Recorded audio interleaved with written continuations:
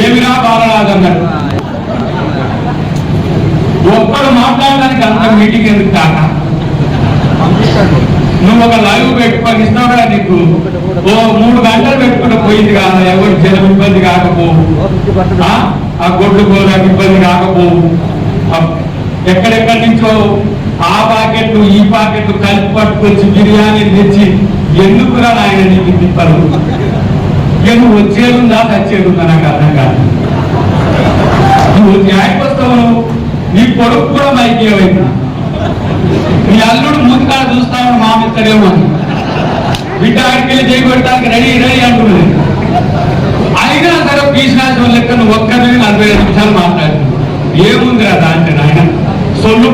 అలాగే అద్దెకి దయాకరణ వచ్చిండు పాపం, ఆయన ఎమ్మెల్సీ అయింది కాబట్టి తొందర రాగానే పాలకుట్టుకు వచ్చి రాగానే ఆమె ఇన్ఛార్జ్ మాట్లాడితే ఏమన్నాడు, కేసీఆర్ ఒక మీటింగ్ అని పెట్టిండు, వరంగల్ ఒక సభ జరిగింది అంటాడు. అయ్యా దయాకరణ, ఇది బీఆర్ఎస్ పార్టీ, కేసీఆర్ ఒక చరిత్ర సృష్టించిన నాయకుడు, కేసీఆర్ గారి నాయకత్వం ఆయన ఒక మాటకే విలువ. కేసీఆర్ అంటే ఒక బీఆర్ఎస్ పార్టీ అంటే ఒక సిస్టమ్ ఉన్న పార్టీ. కేసీఆర్ మాట మీదనే పార్టీ మీటింగ్ జరుగుతుంది. కేసీఆర్ మాట ఉన్న పార్టీ కార్యకర్తలు మా కుటుంబ సభ్యులందరూ కూడా ఆయన మాట మీద గౌరవంతో ఆయన ఒక్కడే మాట్లాడతాడు. ఆ మీటింగ్ ఆయన ఒక్క మీటింగ్ గురించే లక్షలాది మంది 10 లక్షల మంది వచ్చిందంటే కేసీఆర్ మాట గురించి వచ్చారు. కేసీఆర్ మాట కోట్లాది మంది వ్యూ పెట్టి విన్నారంటే అది కేసీఆర్ పార్టీ యొక్క సిస్టమ్. ఆయన కొడుకు మాట్లాడిండా, అల్లుడు మాట అది కాదు. ఇది కాంగ్రెస్ పార్టీ కాదు. కాంగ్రెస్ పార్టీలో రేవంత్ రెడ్డి ఒకటి మాట్లాడితే ఉత్తమ్ కుమార్ ఒకటి మాట్లాడతారు, ఉత్తమ్ కుమార్ మాట్లాడితే బట్టి విక్రమార్క ఒకటి మాట్లాడతారు, రాజగోపాల్ రెడ్డి ఒకటి మాట్లాడతారు. కానీ కేసీఆర్ మాటకే బీఆర్ఎస్ పార్టీ కుటుంబం అంతా ఒక్కటిగా ఉంటది.